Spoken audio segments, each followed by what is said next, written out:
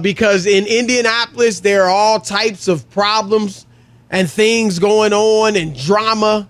And over the weekend, Jonathan Taylor, their star running back, met with, he's entering his 4th year, just for the context. We know what that means for running backs, or can mean for running backs. And so he met with the owner, Jim Irsay, in Irsay's bus, I guess you want to call it, portable bus or whatever. It's a luxury bus that he drives around in. And during that meeting, Taylor wanted a contract extension. Irsay has let it be known that he's not getting one. And Jonathan Taylor then asked for a trade. Now, reportedly, he failed his physical because of the ankle injury suffered last year, and he had surgery. And also because they're saying there were back issues.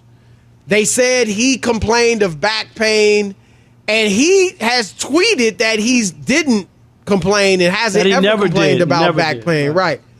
But the reports, Rob, are that the Colts are considering, because he didn't get injured at the facility or working out at the facility, the reports are that the Colts are considering putting him on the non-football injury list, meaning they're saying he got hurt doing a non-football activity. And if they were to put him on there, and I guess if the league, if it was deemed legitimate, that he could miss out on his salary, Rob. And so this situation is really getting ugly.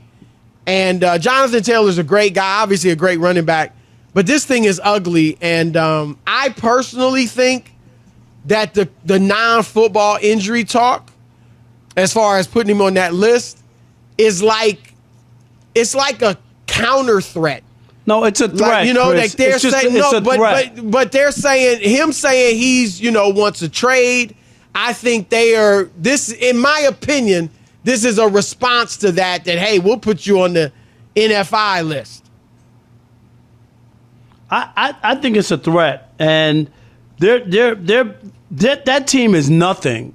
He's a huge part. Well, again, one of these guys, Chris, who matters big time with that team. And I know they were terrible last year when Jeff Saturday showed up, and just it just god awful like that happened. That's the guy. That's the owner who's now telling you you're not worth anything. That's the guy. And remember, Jeff Saturday was in the running, Chris, for that job again until the very end when finally was looking like he might get it. You remember that? Totally ridiculous. But my point is, you're not going to win any friends and help anything by doing that. And not only that, the other teammates see it as well. You hear that they're threatening, we'll put you on that list and you won't get a dime kind of thing. So fall in line and do what we tell you is really what they're putting out there. It's a shame.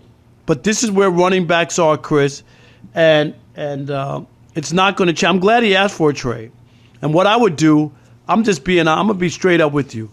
Come back, let them get my physical, and then let them know I got a Achilles problem, or my foot feels bad, or I need to take some time off for mental health. I need a mental health break or something. We see I'm dead serious. Brittany Griner doing that. Did you see that? Yeah, I just saw that. Taking out 2 games. And I'm going to say this because just quick tangent on Brittany Griner, since you brought up mental health.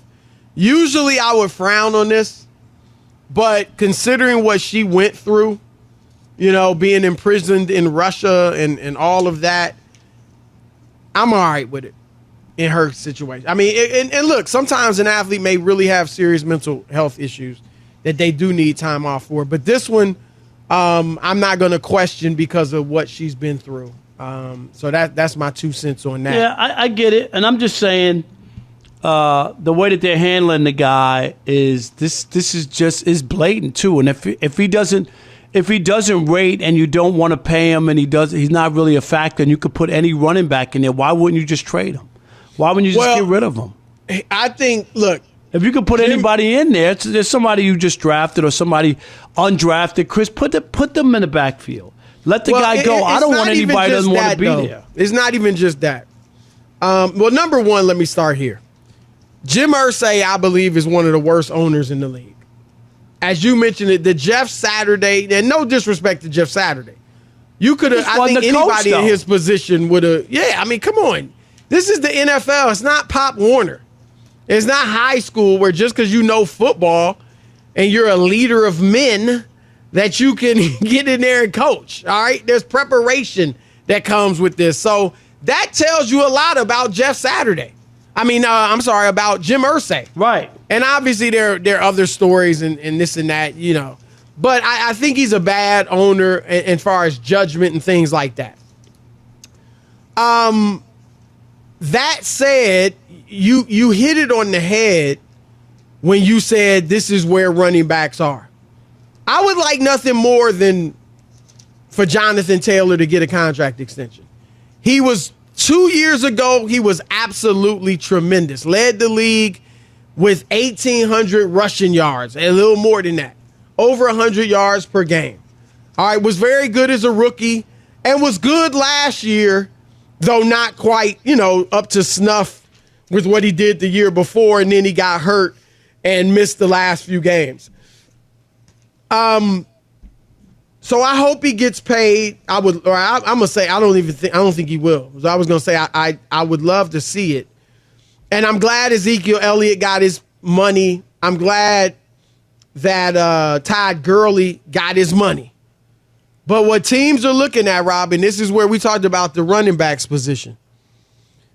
They look at Ezekiel Elliott, and that wasn't that long ago. But for the running back, Rob, it feels like an eternity ago. When Zeke got that $90 million extension, I believe it was, 4 years, 90. Was it Rob G? Check that. I don't know if those numbers are right, 490, but give me the numbers exactly. But he continued to decline after that contract, and now he's not even on the team. Todd Gurley got the big deal after his third year. Same point in his career that Jonathan Taylor's in. Todd Gurley got hurt, and he declined. Jonathan Taylor's coming off injury. No, but I'm saying, Todd Gurley. Now it's not a knee like Gurley, but Gurley came back. He's never was the same, and he's out of the league. And I'm just saying, if I was an owner and I was looking at like last year, Taylor, I know the team wasn't very good, but he didn't produce as well. And I don't think that I wouldn't be giving him an extension right now either. And I think this is the plight of the running back right now. And I mean, they're not going to be able to collectively bargain for a long time. But the trade market too, I think you could probably trade him. But if he is insistent on getting a contract extension, kind of along with that trade, then that's going to be tough. Because teams are going to look at, he's coming off an ankle injury, whatever's going on with the back, if anything. And then I got to give him a lucrative, by running back standards, contract extension. I don't see teams looking to do that. I don't understand how people only there are players on every position everywhere got big deals who weren't good and didn't perform or went the other way, or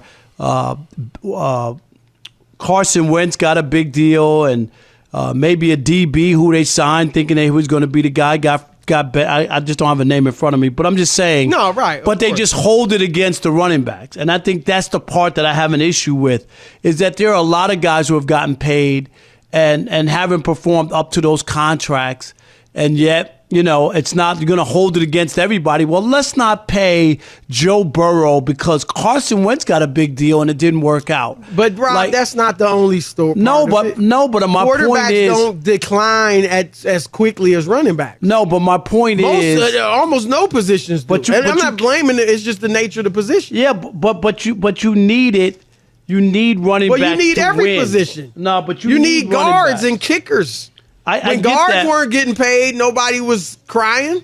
Yeah, but you need them too. But people who produce should get paid. You can't be the best running back in the league and you don't have a contract. So that's not right. Okay, it's one thing if you're, they're good getting running paid back. according to their position. That's No, the they're not. question. No, he doesn't have a contract, Josh Jacobs. I'm talking about he led the league. Oh, He well, doesn't have a contract. okay. I thought we I'm still just talking saying. about Jonathan Taylor. No, I'm just talking about in He general. was franchised, but that's the rules they agreed to. Yeah, That's what you and I have been talking about for years. It's ridiculous. It's the most And ridiculous thing. if I'm Jonathan Taylor, I don't want to play for Jim Irsay. But who you going to play for? Dalvin Nothing. Cook can't get a deal to his liking. I'm just saying I wouldn't play He's for not Jim getting Irsay. offers. You said it. Josh Jacobs is on the franchise tag. Tony Pollard, Saquon Barkley, all was on the franchise tag. He just settled for a 1-year deal.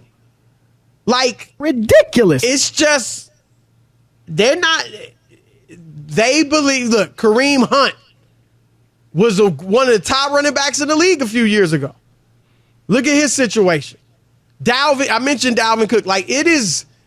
They just feel like, look, we'll find somebody. He might not be quite as good, but he's making $2 million, and you want $12 million, and he's close. I mean, it's just the nature of the position right now.